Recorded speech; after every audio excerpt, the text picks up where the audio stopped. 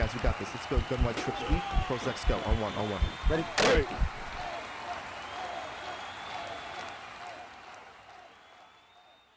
What's up, everybody? It's Spruce Goose here, and I'm really excited to be teaming up with HuddleGG as a contributor to help bring you guys some awesome Madden breakdowns. So in today's video, I want to look at how to attack cover 4 quarters out of the gun trips tight end and gun trips tight end offset formations. So a little background, about a week ago, I was playing in a weekend league game, and my opponent was running cover 4 quarters every single play, completely stock, and it had me completely bagged. So if you've ever watched me on YouTube or on Twitch, you know that I run out of gun trips tight end offset almost exclusively, and I was in complete disbelief that cover 4 quarters had everything, all my plays, all my routes completely on lockdown. So I was like, I gotta get into the lab, I gotta find a way to manipulate these routes, find some new plays out of trips tight end and trips tight end offset to get some reliable short and medium yard gains, and also to bomb cover 4 quarters over the top for one-play touchdowns. Now, if you guys end up enjoying the video, please consider hitting the subscribe button as well as the bell notification so you never miss an upload on the Huddle channel. And if you enjoy my breakdown, definitely consider checking me out on YouTube over at SpruceGooseTV.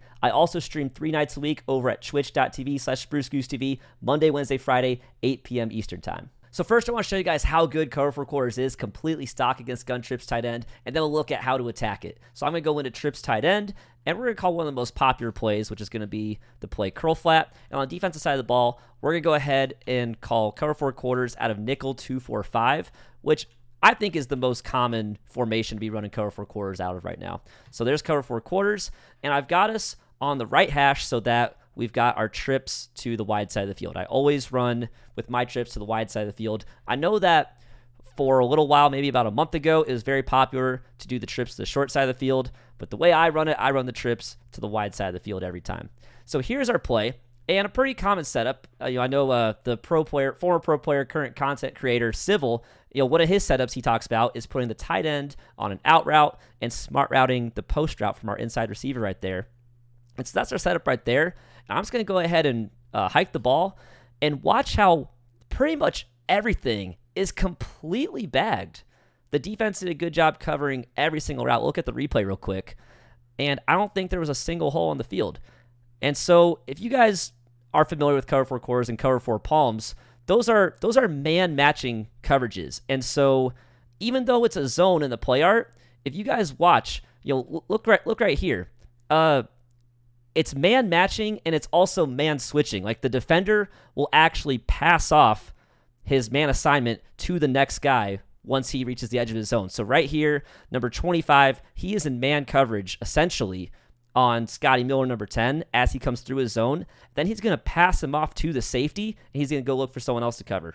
And each time they pass it off, it's actually man coverage, or it's essentially man coverage. If you guys look around the field, every single receiver is guarded. Now, right here, we could maybe throw a low ball to Mike Evans and try to maybe possession catch it, but that's probably the best we've got. Nothing's really open. Everything's pretty covered. But that's just one play. Let's drop a completely different route combination. So something that I love to do is I love to put the tight end on a hot route master corner route on the right side, put the running back in a flat route, and then we'll streak our inside receiver, put our middle receiver on a corner route, and put our outside receiver on an in route. So here's a completely different route combination, but again, cover 4 quarters is going to bag everything. There's not a single thing open on the field. Maybe the in route was open very briefly, but especially if you're playing against an actual opponent, another person playing online, they're going to be using that over the middle and have it bagged pretty easily.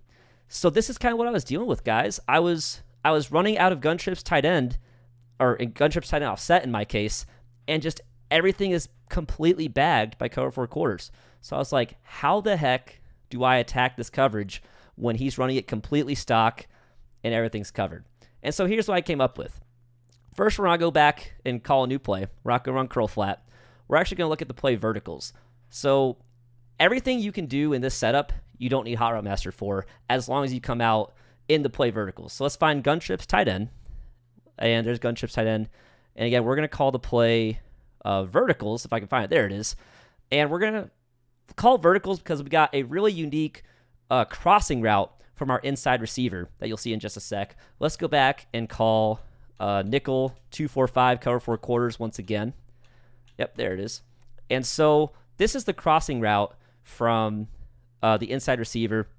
It's a really deep crossing route, and it's deeper even than a Hot Route Master crossing route. So like if I was to do Hot Route Master, put him on a crosser, you can see that we're crossing, the number 30, right through the middle of the 3.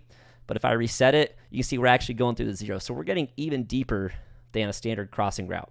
And for the first setup I show you guys, which is going to be how to get short to medium gains against cover 4 quarters, that crossing route is going to be a really key factor right there. And so let me show you the defensive play art. We haven't looked at the defensive play art yet, but we need to figure out a way to free somebody up from all of these man matching and the passing off from one defender to another. We have to find a way to I guess I'd say glitch out the AI logic and free up one of these receivers. And this is what I came up with. It took a little bit of trial and error. This is what I came up with. And so for the first setup, we're going to streak the tight end. We're going to put our wide receiver on a drag route. Then we have to motion our running back out to the right side, but we can't motion him out while he's on this, kind of delayed curl route. And so we have to just put him on any route you want. It doesn't matter. So I'll put him on an in route. Then we can motion him out, and then we'll put him on a drag. And so this is a setup right here, and I want you to watch against this cover 4 quarters completely stock that was bagging everything that I was trying before. I want you to watch the crosser. He's going to come completely open because 2 guys are going to end up guarding the tight end. Well, they're going to guard the tight end, and then one is just going to break off completely, but it leaves that crosser completely uncovered. And I actually didn't even expect that to go for a touchdown. When I was practicing this before, I had to throw it to the sideline. It'd be good for about a 30-yard gain. But that went for a touchdown, which is even better. So watch on the crosser. He's manned up. And so what's going to happen is that this safety right here, just took on the man assignment. I think it was maybe this middle linebacker. Well, he's a safety, but subbed in at middle linebacker. He was on him initially. Then he passed off the assignment to this safety back here. This safety's on him. And now this safety is going to try and pass off the assignment to one of these 2 guys who are both guarding the tight end, but neither of them are going to actually pick up our receiver on the crossing route. And so if you watch, our guy's going to keep running. Number 23 breaks off, and it makes me think that 23 is probably supposed to pick up this assignment right here, but he just breaks off back to the middle, just completely ignores our receiver on the crossing route, and we're free to hit him for a wide open touchdown in this case.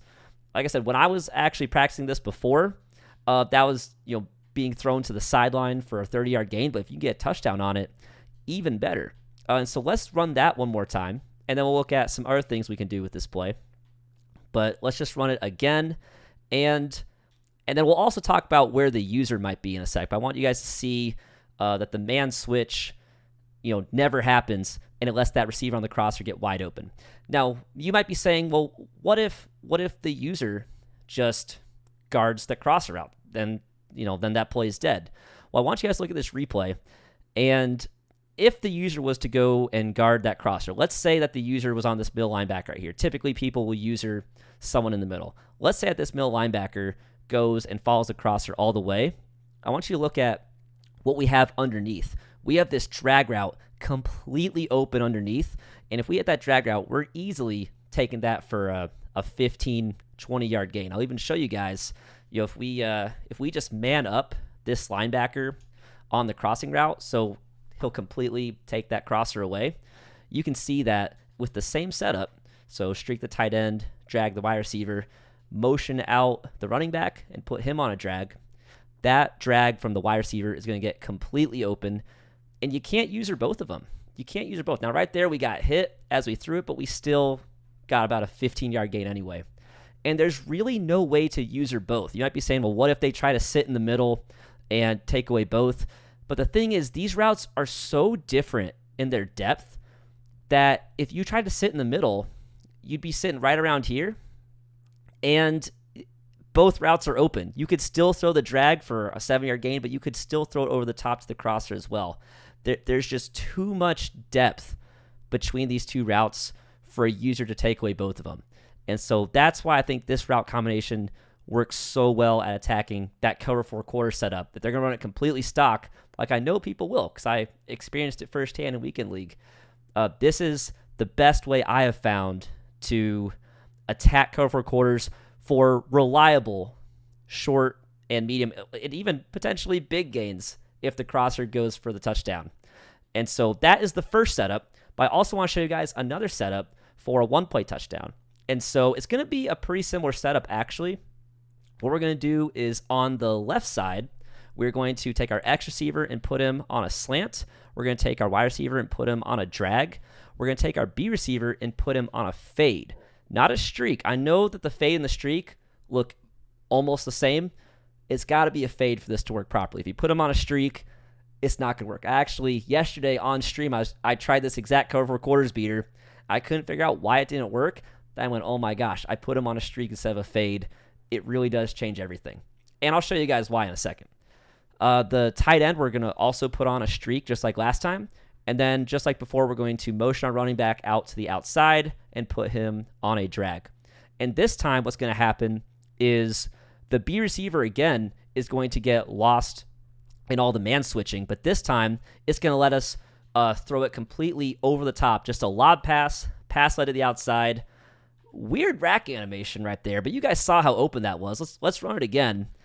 I've been getting that a lot lately. Those less than ideal rack animations. I'm not quite sure why.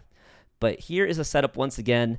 If you guys watch, right as that running back, or it's not running back, right as that slot receiver gets even with the safety, I just throw a lob pass. I just lead it to the outside. It's an easy one-play touchdown. Now, you might be asking, well, what if they deep half? The first time you hit it, great. But then, any player who knows what they're doing, they're going to take the safety, and they're just going to put him in a deep half, and it's going to take it away. And you're absolutely right. But we still have those underneath routes as well. So let's set this up again. We got the slant on the left side. We got the drag. We got the fade. We got the streak from the tight end. We're going to take our running back out, put him on the drag. And so this time, that fade route, it's not going to be open. The deep half is going to play it close enough that it's basically guard. Now, you might be able... Oh, we got a message. That's okay. You might be able to pass lead it to the inside, but it's not going to be very open. It's not worth making that pass to the slot receiver, the B receiver, if your opponent deep halves that safety. But what I want you guys to watch is these two drags are both going to come open, like wide open. And so, again, it might not be for a one-play touchdown, but we just picked up 20 yards on that. And if your opponent wants to go and use the drag from the wide receiver, well, we have this other drag from the running back that's also coming open. Oh, let's make sure we deep half the safety again. Put him in a deep half right there. But we get drags open on both sides. So this time I'm going to throw it to the running back. And again, we're getting huge gains. And so if your opponent wants to sit in cover four quarters, again, like I've seen people do in weekend league games, he was a solid opponent. I think he won that game, sitting in cover four quarters all game. But if your opponent wants to sit in cover four quarters all game, this is a really great way to attack it out of gun trips tight end and gun trips tight end offset. Now, the one last thing I want to show you guys, I said I would show you why it has to be a fade instead of a streak from your inside receiver at B.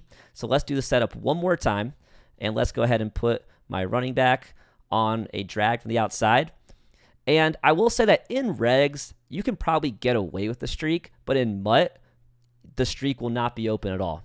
And so I'm going to throw it one more time. And you guys see, it looks like we might make the catch right here, but it was very close. The defender was right on our back.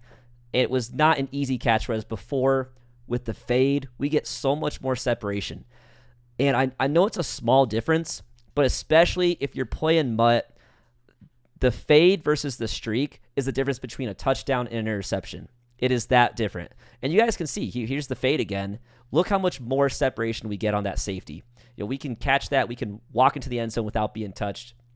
Whereas on the streak, we were getting tackled as we go into the end zone. And if we miss the throw even by a little bit, it's probably getting intercepted or at least swatted away. But anyway, guys, that's all I got for you in this video. Let us know in the comments below how you guys like to attack cover four quarters out of gun trips tight end and gun trips tight end offset. Don't forget to hit that subscribe button and the bell notification so you never miss an upload from Huddle. And also, don't forget to check me out over at SpruceGooseTV on YouTube and Twitch. But that's it, guys. Hope you have a great one, and we'll see you in the next video.